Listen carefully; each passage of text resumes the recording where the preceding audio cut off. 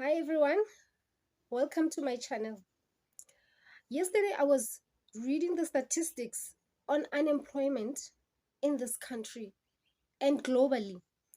So, guess which country has the highest unemployment rate in the world? South Africa at 40%. 40% of the population is unemployed, and 60% of black youth make that 40%. So meaning then that 40% of black people in this country have a job. The spaza shop industry as well is at 173 billion rands, and 99% of that industry is in the hands of foreigners, people from all over Africa.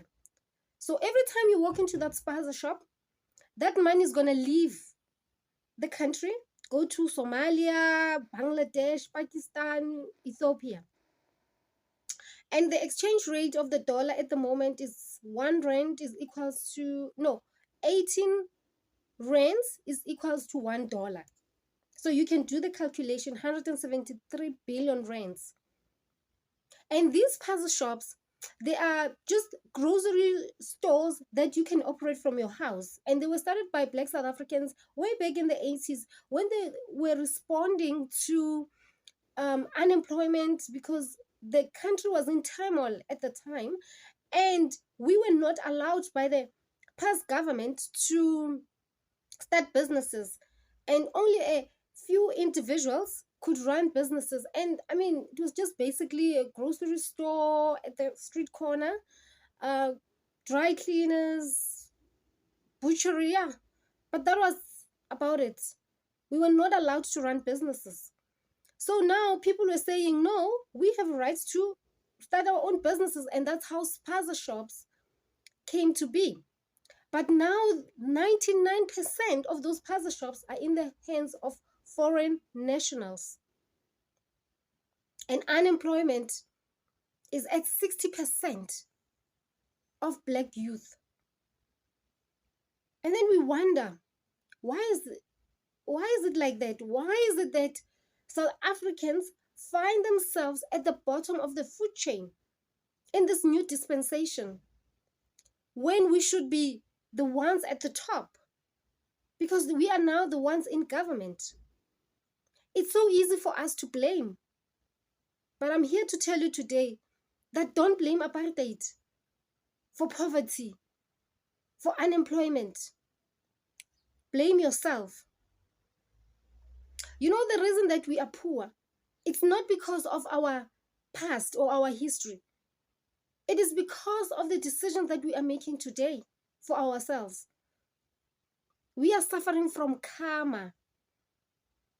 What goes around comes around.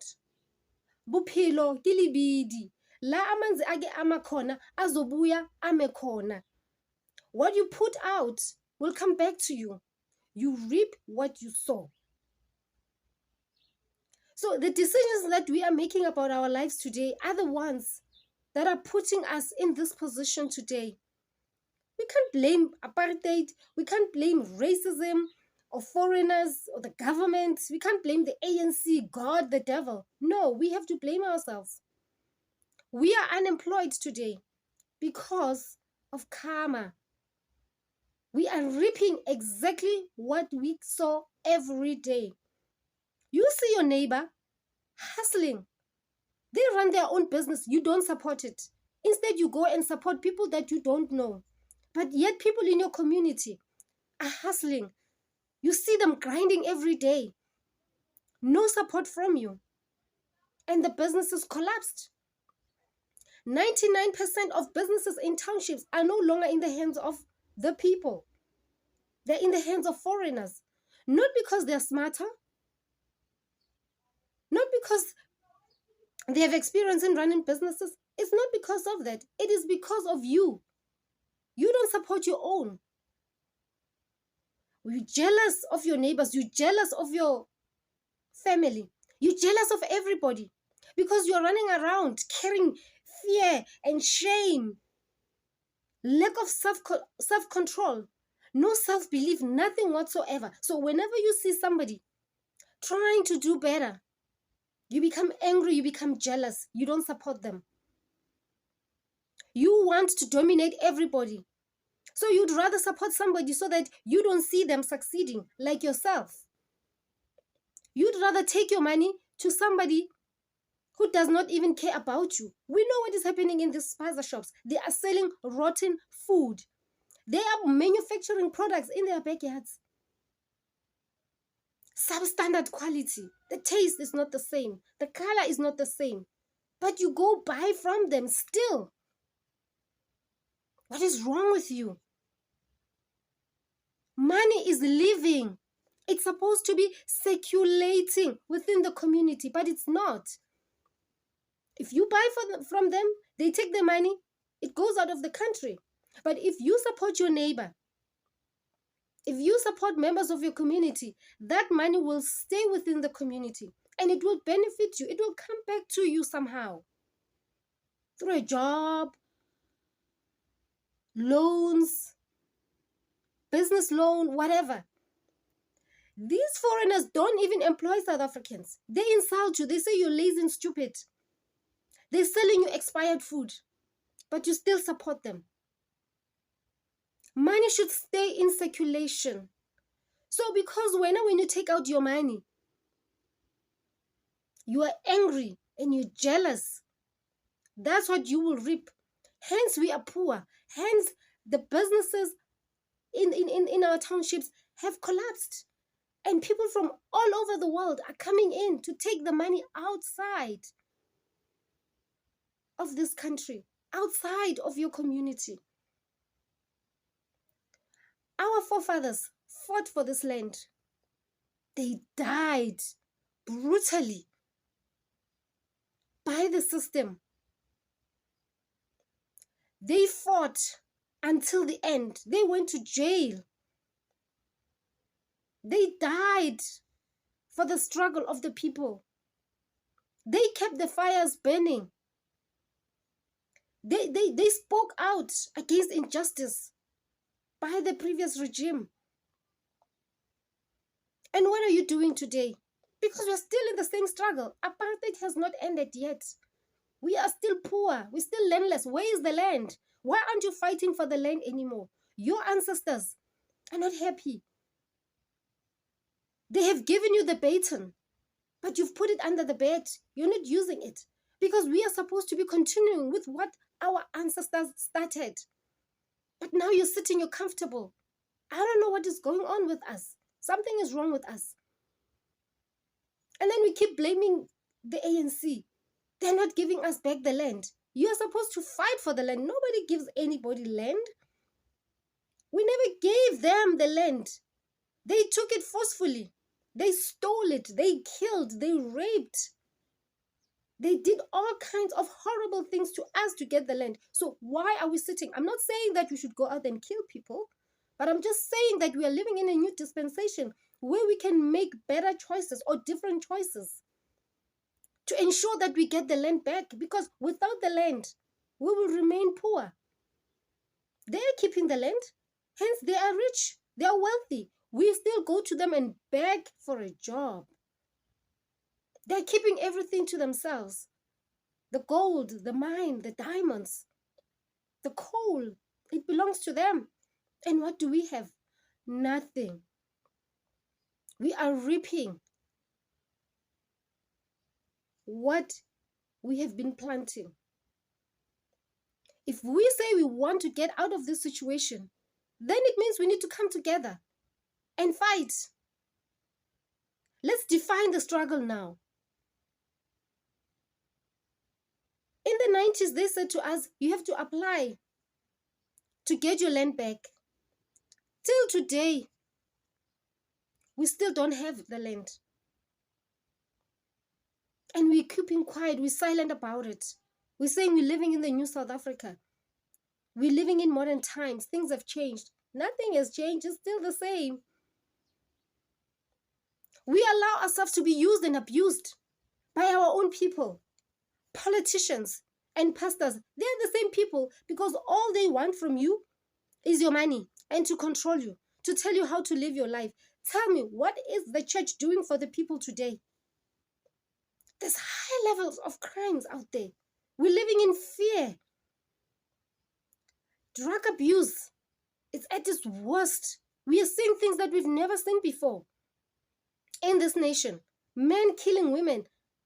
This is something new. Our men never used to kill women.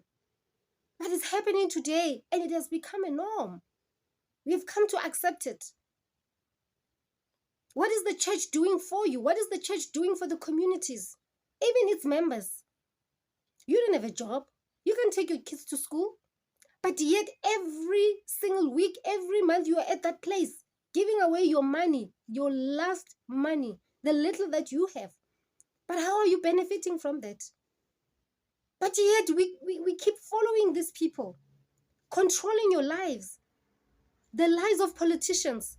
We've been voting for the same people for 30 years, promising the same thing. But yet when you go to the polls, we vote for the very same people. You will always reap what you sow. Before you start blaming on everybody, just look at yourself and ask yourself this question. What kind of decisions am I making with my life, with my money? Giving your money to foreigners? Giving your money to the churches, to the political parties? Every time you're in buses going to protest somewhere or to rallies. But at the end of the day, you come back home hungry. No food for the kids. You don't have an education. But yet you keep following these people who keep lying to you. Controlling your life, wearing t-shirts. Where were the t-shirts? When the Zamazamas were killing people in the squatter camps. Where were they? They never say anything. Where are the pastors? When we see the brokenness in families, children go to bed hungry, and yet the church is collecting millions every year from you. Why aren't you using your head? Why aren't you thinking for yourselves? Why you keep paying tithes? What for? Because tithes are supposed to go to the poor. Read the book in Deuteronomy 26. Don't rush it.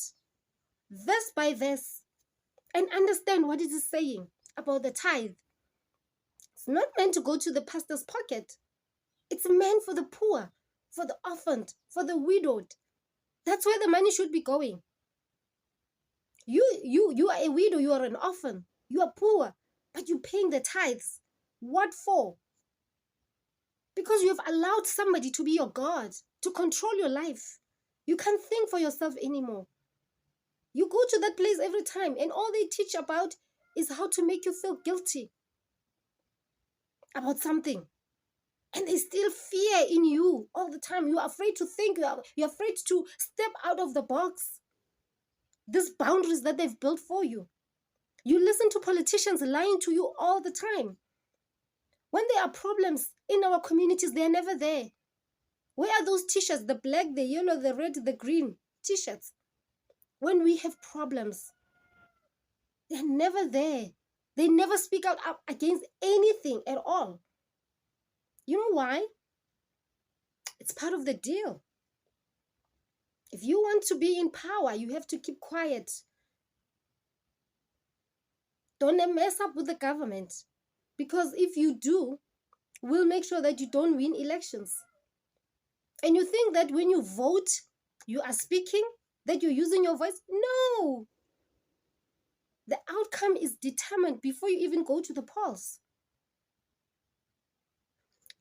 In the 19th century, at the beginning of the 19th century, the clergy from all over the world was called by world governments.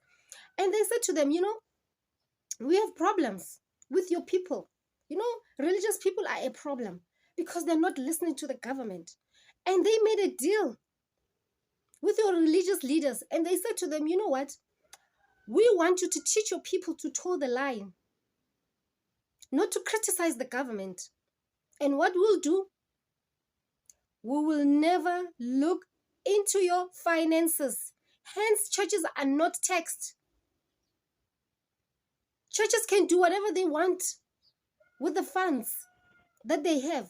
So it's a deal that is still going on even today. So hence, in your church, they will preach to you and tell you that no, for you to be a good Christian, don't criticize the government. Pray for them. They've been chosen by God. Really?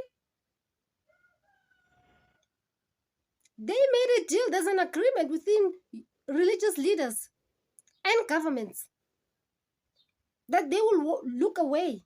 You do whatever you want with your finances. So they'll keep lying to you and telling you that if you criticize the government, you are a bad person. You're gonna go to hell, because these people have been chosen by God. Right now in this country, laws are being passed that go against our culture. We have customs and traditions that we have to uphold. So where are the people who are responsible for doing that? The kings, the chiefs, where are they? Why are they silent? It is because they are getting a salary from the government. So they are not looking after your interests. They don't care about you. They care about themselves. They want to fill in their pockets. You are hungry. And what is your king doing for you? Where is the development? Go to the rural areas. No running water. No street lights. No tarred roads. And yet you claim that you have a king or a chief. And most of these people were put in those positions by the government. They are not of royal blood. Some of them stole the throne from their brothers or their cousins. So we are suffering from karma. We are reaping what we are sowing, because we are so silent, so comfortable in our misery and our poverty. We've come to accept this as a norm. We don't challenge, we don't think for ourselves anymore. This video was meant for you to watch in order to start thinking about your life and the people who are influencing you, who are controlling you. It is time to start thinking for yourself. Start using that gray matter in your head. You are not here for other people. You are here for yourself. And after you've discovered who you are and understand your purpose, then you go out there to help other people, to make the lives of other people better. But we have given up. We've given up on the teachings of the ancestors, on their battles, their strives. The struggle is still continuing. Yet you're silent. And what about the crime against humanity? Somebody's a criminal. Why aren't they in jail? Why are you quiet about it? When are we going to hold them accountable for what they have done to us for over 400 years? Are we not going to come together and embrace each other and say, this is the new South Africa? When are we going to get back our property? You're just sitting there, allowing people to control you, to use you and abuse you. So it is up to you to make that change. If you want to get out of this situation, you have to start thinking in a different way. And that is the only way for us to win, to get back the land, to create wealth. We refuse to organize ourselves. These people who are controlling us, who are dominating us, they are well organized. And what about us? We're very individualistic, something that goes completely against our culture. And yet we complain every day. Let's stop complaining and understand that you're not poor because of them.